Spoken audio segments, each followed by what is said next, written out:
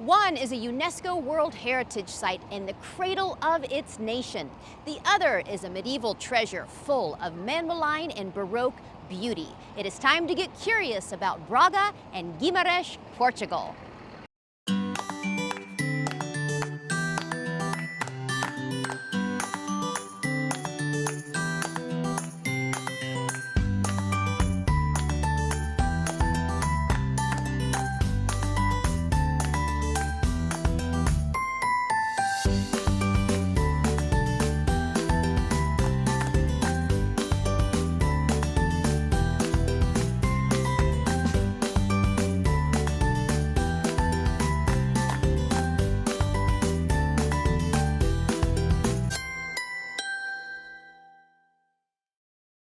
Curious Traveler is made possible by the following. At Regent Seven Seas Cruises, we believe that personal space is essential to the luxury travel experience. With no more than 732 guests, our ships allow you to explore the world and discover the freedom of having space at sea.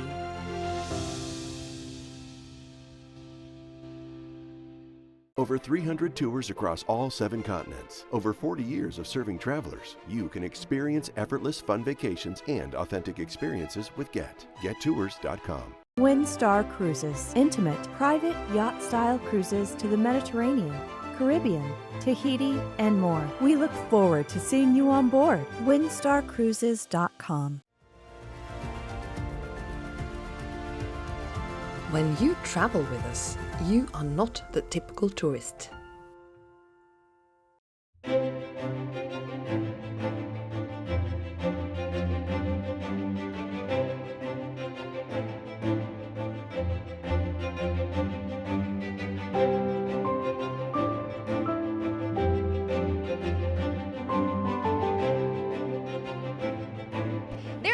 In the north of Portugal, known for its exquisite manueline style, its many, many beautiful churches, and 2,000 years of history. Now, if only I could remember its name. Today, we are getting curious about Braga with a side trip to Guimarães, 2 cities that together tell the history of Portugal. So, here's what I'm curious about in Braga and Guimarães. Who built a church on top of a mountain with 5 levels, about 600 steps, and so many zigzags? What do a pair of pants have to do with the name Braga? Where can you find a beautifully blue Baroque palace? And these curious symbols. When was Portugal founded, and what does this castle have to do with it? And how did a rooster become a symbol of a city? It is time to get curious about Braga and Guimarães. We begin our curious exploration in Braga, the oldest city in Portugal, in search of history and beauty. This beautiful Baroque town is known for 2 things, churches and color. Right where I'm standing here, you can see all the beautiful blues and yellows and reds and greens of those famous Portuguese tiles. And just a couple of blocks on either side of me, it is not unusual to come across a dozen different churches. And when those churches ring their church bells, the effect is simply magical. Oh yes, lots of churches around here, but why? Well, because Braga was the center of Christianity for ancient Galicia. Then, in the Middle Ages, it was the seat of Portugal's archbishops, so it's easy to see why Braga's nickname is the Rome of Portugal.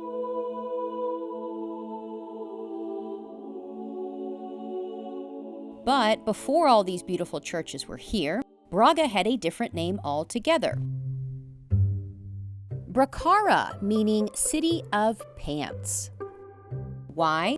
Well, Braga's founders were from the ancient Celtic Kalaki Bracari tribe. And Bracari means broken, as in a tunic, broken in 2 to form pants.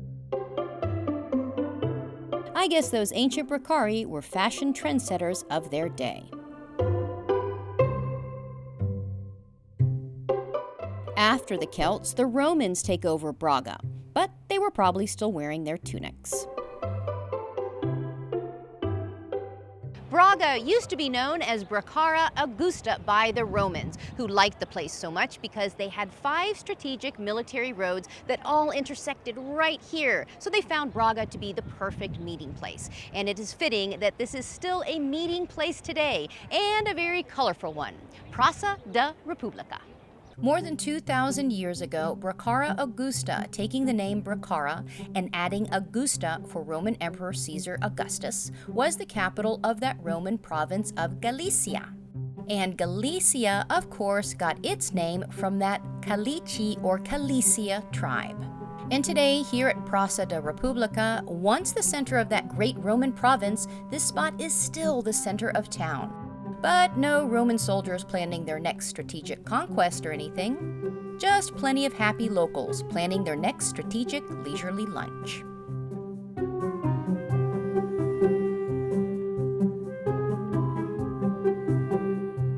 In the Middle Ages, Praça da República was surrounded by defensive walls, which were connected to Braga Castle.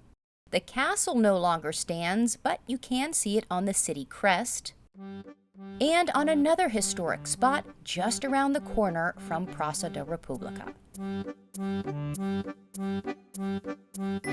Here in this cozy little courtyard with a fountain, called Chefariche do Castelo, the fountain of the castle. Look closely and you will see 6 castles on the fountain.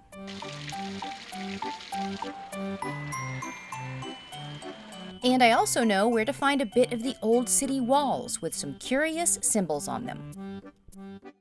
In the 14th century, a giant medieval wall used to encircle the town, but as the town grew, the wall had to be removed to make more space. Fortunately, some of those original stones were preserved and are now incorporated into other buildings. Within that wall, there used to be 6 towers, and this giant one still remains, called the Torre de Menagem. Now, it's the height of the tower that makes it such an attraction and such a historic treasure, but that is not what makes it so curious. If you look really closely here, you'll see some very interesting, mysterious inscriptions. Are they cuneiform? Are they hieroglyphs? Is it something written by aliens? Nope. It was actually just the stamps of the individual construction workers so that their bricks could be counted up and they could get paid.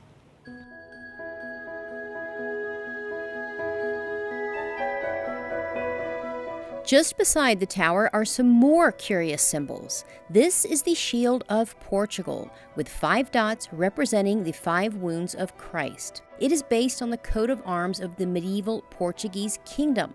This shield and these symbols are so important. To this day, you can find them on the Portuguese flag. Next, there's another symbol of Portugal that doesn't date back quite so far, but it sure is pretty. Tucked away in a secluded little corner in between some very modern buildings is this big blue beauty. This is the Raio Palace, and it was built in the 18th century in this gorgeous Baroque style. It, of course, is absolutely covered from head to toe in those beautiful blue Portuguese tiles. Now, to kind of give you an idea of how many tiles are on there, each tile is only about the size of my hand, so there are hundreds upon hundreds upon hundreds of there. By the way, this tiny little cottage was built for just one family, and I'm going to guess that very lucky family happened to like the color blue, because not only are the tiles blue, but also the balconies and those big blue doors. The Palacio do Raio was built during the reign of King John V in the 18th century. The design is a wonderfully preserved example of Baroque architecture mixed with the azulejos, those tiny tiles that Portugal is known for. This unique mix is called the Baroque Joanine style, named for King John. In the 19th century, this street was opened up so that all could see the beauty of its facade. And in 1956, the palace was designated an historic site as one of the most notable buildings of civil architecture in all of Braga.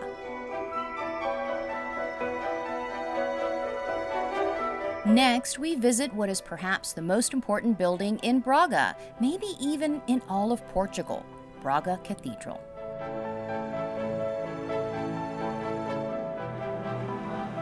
This is the east side of Braga Cathedral. Built in the 11th and 12th centuries, it is not just the oldest cathedral here in Braga, but the oldest cathedral in all of Portugal. And it is full of wonderful curiosities. But this one here embedded into the wall might be the best. If you look really closely, you can kind of make out words, even though it's written in Latin. You can see Isis, you can see sacred, and you can see Rome. Now, Isis, of course, was a goddess in Egypt, but the Romans kind of adopted her and took her as their own. So historians believe that on this spot, well before it was a church, it was in fact a Roman temple to Isis.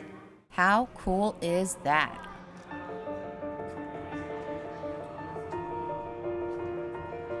Many centuries after that Roman temple, a Moorish mosque was built on this same sacred spot. And then in 1070, the earliest version of Braga Cathedral is built here. That makes it the oldest cathedral in all of Portugal. In fact, Portugal wasn't even founded until 1143, so the cathedral is older than the country itself. So it's easy to see why Braga Cathedral is lovingly referred to as the jewel of the city. Within the cathedral are 9 centuries of art and history, and one of the most impressive areas is way up high. This is one of the most beautiful areas of the cathedral, the high choir, all decked out in beautiful Baroque gold, because as we know, with Baroque, more is always more. So many beautiful elements to discover up here, beginning at the back. Just above the bishop's chair, you will see a clock, a really big golden clock. It says 3 o'clock, but it's not 3 o'clock right now. But don't worry, the clock isn't broken. This clock is permanently set at 3 o'clock because that is the exact time of Christ's death. Just below the clock, you will see 2 towers. Those are symbols of Braga because of the medieval wall and the medieval towers that used to encircle the town. And here in the center is this beautiful gilded sculpture, but it's not actually a sculpture, it's a lectern, a very pretty one. And look at where the congregation gets to sit. Again, more of that Baroque gold everywhere.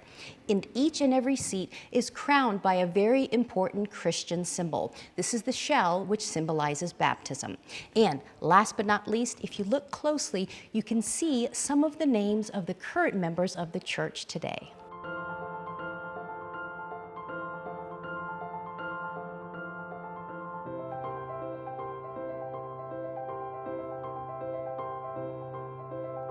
But of course, back in the 11th century, the church would not have looked like this. Each time period brought its own architectural and artistic style, from Romanesque to Gothic to Manueline to Baroque. Now, after all of this gilded flourish of the Baroque style up here, look at the simplicity of the rest of the church down there. If you take a look at those beautiful soaring stone arches, they might look a little bit simple, but in fact, those are some of the most important elements of the cathedral because those are part of the original medieval cathedral.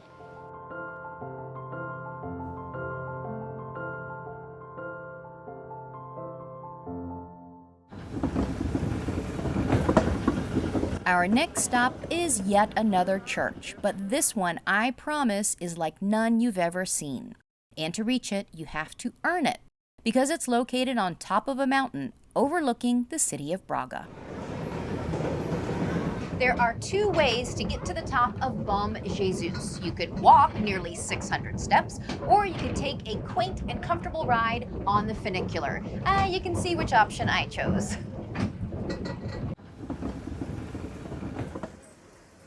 Bom Jesus is a sanctuary consisting of a church and smaller chapels, gardens, sculptures, and a whole lot of stairs, full of allegories. Bom simply means good or holy, and oh my goodness is the Bom Jesus sanctuary way up here, on the slopes of Mount Espino.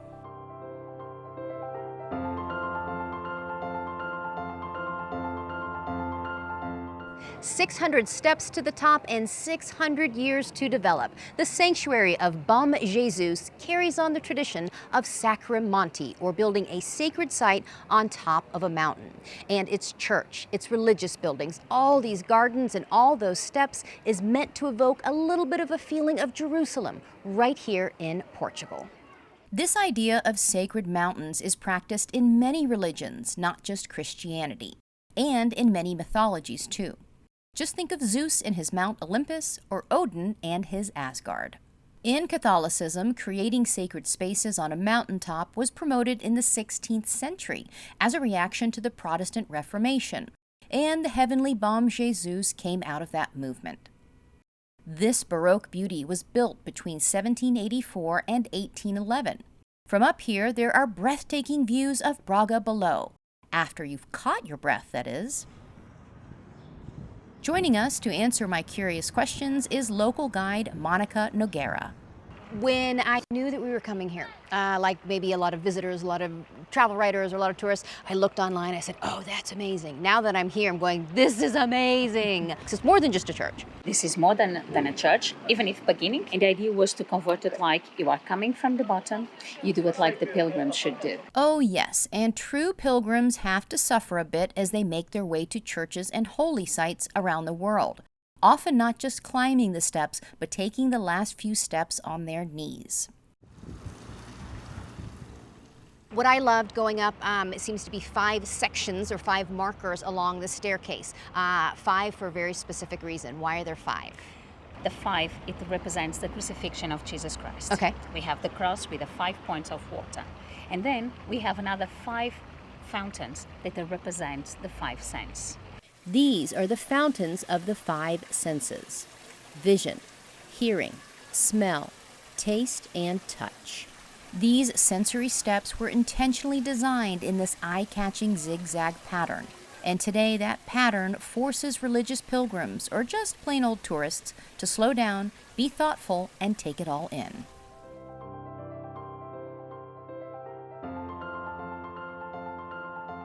And most importantly, not just the beauty, not just the symbolism that we've experienced, we want to let people know that if you take the funicular instead of walking up the steps, it's okay. What I recommend always is it's okay. Take the funicular, go up, and then walk just come back down and enjoy it as well. Maybe 2 people that we know have done exactly that, but we're not going to tell. We're not going to tell.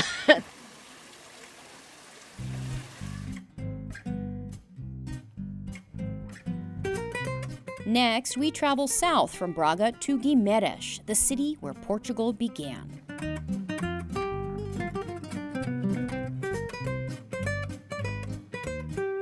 The historic center of Guimarães is a UNESCO World Heritage Site because of its well-preserved architecture that tells its history, from medieval half-timbered houses to the uniquely Portuguese man-malign Gothic touches, like here on this Gothic shrine commemorating the 1340 Battle of Salado.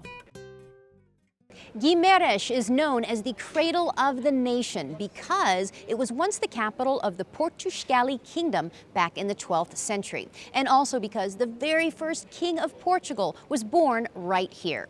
And fortunately for us today, much of the medieval town still remains, so we can wander the beautiful old town and experience all that history. In the town center is Largo da Oliveira, named for a centuries-old olive tree and legend. The legend says a dead olive tree sprang back to life once a cross was hung upon it. And guess what? This church is also named for that olive tree, the Church of Our Lady of Oliveira.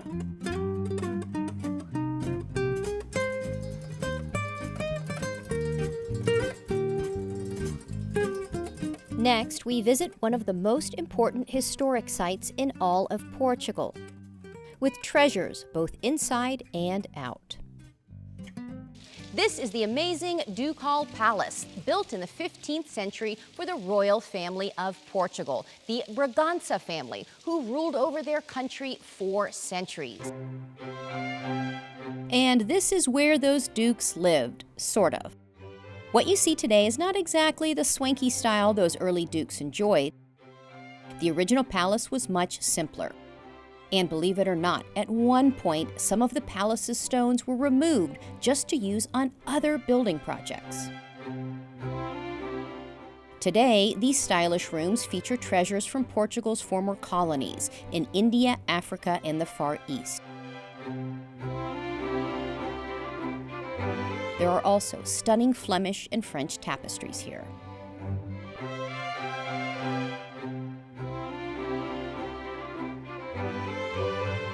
Just a few steps away from the Ducal Palace, we go back in time, from a 15th century palace to a 10th century castle, which is a big reason why Guimarães is the cradle of the nation of Portugal. This is Guimarães Castle, a mighty fortress within the city walls. It is forever linked with the founding of Portugal itself. Why? Well, because according to legend, somebody pretty important was born here. The very first king of Portugal, King Afonso. When he grew up, he led a rebellion, signed the Treaty of Zamora, and Portugal was born. Afonso I secured Portugal's independence from Leon in 1139. Then he conquered Lisbon and spread the Kingdom of Portugal and secured the foundations for a new country. Guimarães Castle started as a small fortress to protect the residents from the Moors and from the Normans. Over the centuries, changes were made, including adding these two towers during the 14th and 15th centuries. And finally, in the 20th century, Guimarães Castle was declared a national monument. Next, from kings and castles to a few more churches and a curious symbol of Portugal. Guimarães, like Braga, has long been a Catholic city, so it is full of beautiful churches and Christian sites, including the Church of Our Lady of Consolation, with its winding path of bright flowers leading up to its entrance. Then there is this unique site, the Santa Marina da Costa convent, founded by the Queen of Portugal in the 14th century, which, believe it or not, is a luxury hotel today. But no, the nuns probably did not live like this. Then there's this church with a curious symbol just outside the city walls.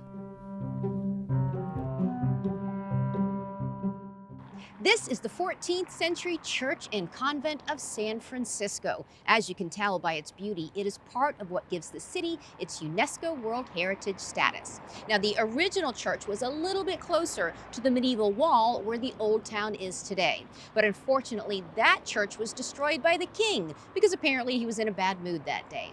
Later, this spot was chosen and a new church was rebuilt. Inside and out, the architecture is exquisite. But what I'm curious about is this rooster way up high.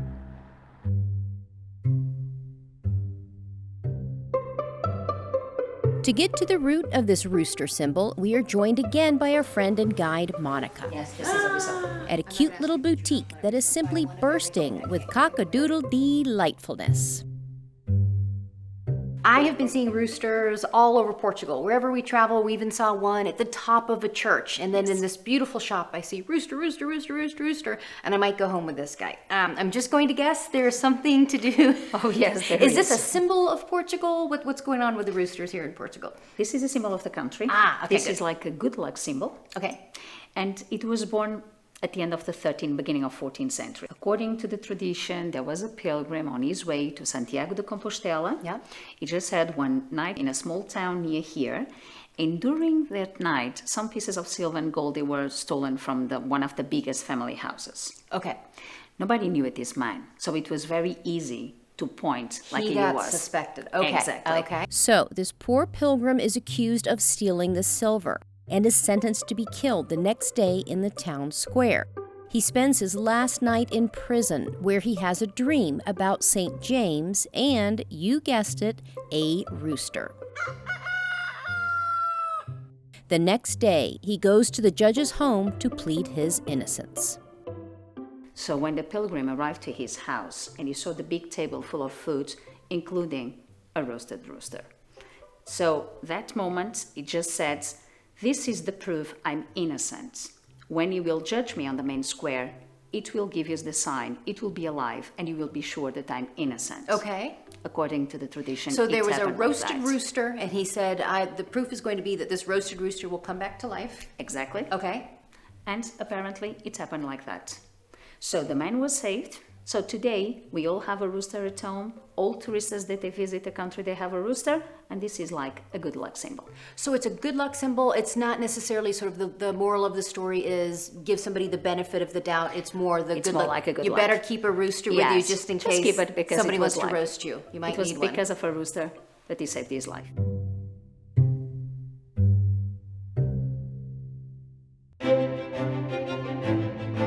So, from a city full of churches to a Roman crossroads named for barbarians who dared to wear trousers, which today is a nice spot to wear a cute little dress and have lunch in a cafe.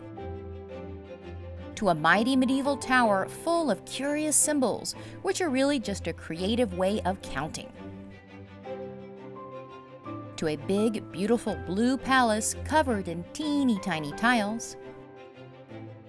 To the oldest cathedral in Portugal, that's even older than Portugal itself, with a mysterious Roman inscription, a curious clock, and some pretty little seashells. To a mountaintop church that is many, many feet above sea level.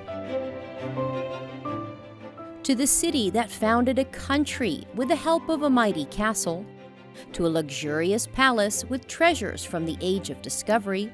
To a square dedicated to an olive, all watched over by a legendary and lucky little rooster. Braga and Guimarães have so much to be curious about. Thank you for joining us on our educational journey, and hopefully now you're even more curious about the who, what, where, why, when, and hows of curious Braga and Guimarães. As they say here in Portugal, obrigada!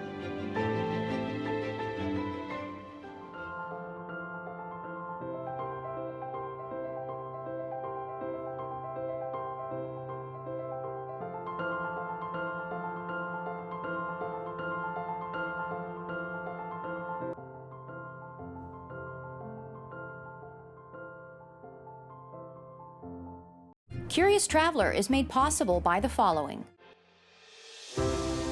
At Regent Seven Seas Cruises, we believe that personal space is essential to the luxury travel experience. With no more than 732 guests, our ships allow you to explore the world and discover the freedom of having space at sea.